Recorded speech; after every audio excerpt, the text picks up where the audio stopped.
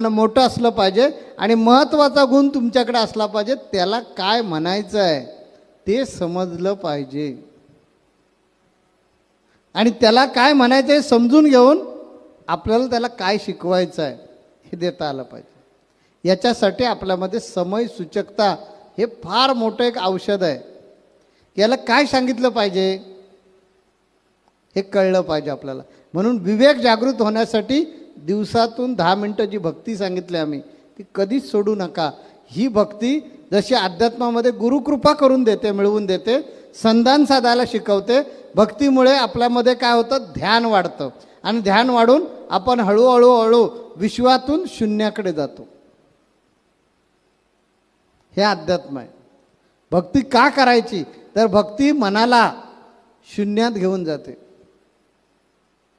म्हणून भक्ती करायची। आणि व्यावहारिक दृष्ट्या भक्ती का करायची तर भक्ती हा मना